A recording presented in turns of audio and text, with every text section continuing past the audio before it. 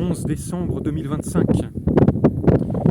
pour fêter les 161 ans de Maurice Leblanc, né à Rouen.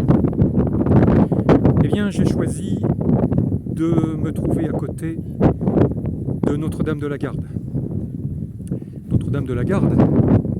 Notre-Dame de la Garde. Et oui, la fameuse chapelle de Notre-Dame de la Garde, au sommet de la falaise d'Étretat. En face de lui, presque au niveau de la falaise en pleine mer, se dressait un roc énorme, haut de plus de 80 mètres, obélisque colossal, d'aplomb sur sa large base de granit que l'on apercevait au ras de l'eau et qui s'effilait ensuite jusqu'au sommet, ainsi que la dent gigantesque d'un monstre marin, blanc comme la falaise, d'un blanc gris et sale. L'effroyable monolithe était strié de lignes horizontales marquées par du silex et où l'on voyait le lent travail des siècles accumulant les unes sur les autres les couches calcaires et les couches de galets.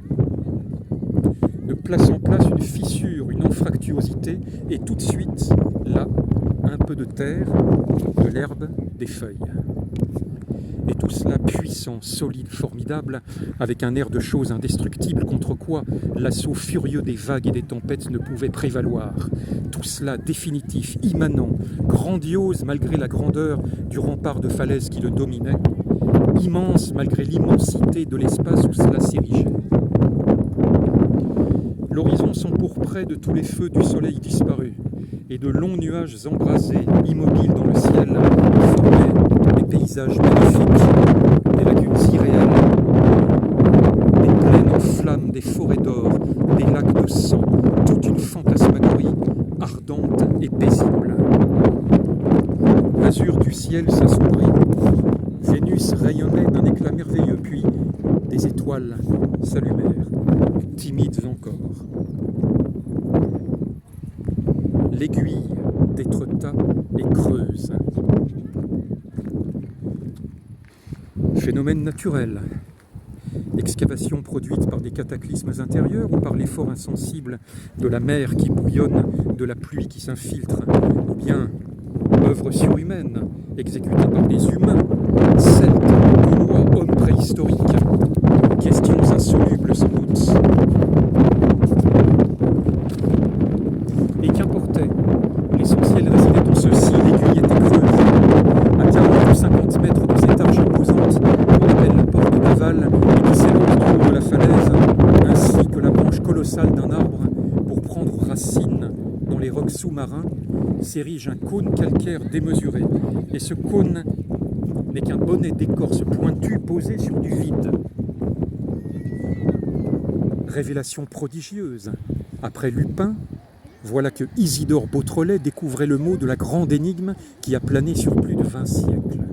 Mot d'une importance suprême pour celui qui le possédait jadis, aux lointaines époques où des hordes de barbares chevauchaient le vieux monde. Mot magique qui ouvre l'antre cyclopéen à des tribus entières fuyant devant l'ennemi. Mot mystérieux qui garde la porte de l'asile le plus inviolable. Mot prestigieux qui donne le pouvoir et assure la prépondérance. Pour l'avoir connu, ce mot, César peut asservir la Gaule. Pour l'avoir connu, les Normands s'imposent au pays. Et de là plus tard, adossés à ce point d'appui, conquièrent l'île voisine, conquièrent la Sicile, conquièrent l'Orient, conquièrent le Nouveau Monde. Maîtres du secret, les rois d'Angleterre dominent la France, l'humilient, la dépaissent, se font couronner rois à Paris, ils le perdent et c'est la déroute.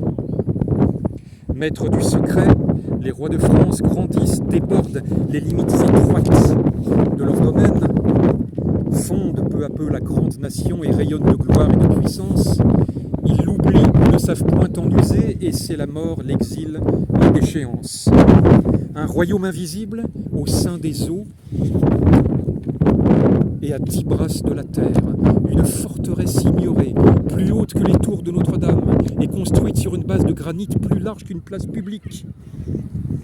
Quelle force et quelle sécurité! De Paris à la mer par la Seine, là, Le Havre, ville nouvelle, ville nécessaire, et à 7 heures de là, creuse, et à 7 lieues de là, l'aiguille creuse.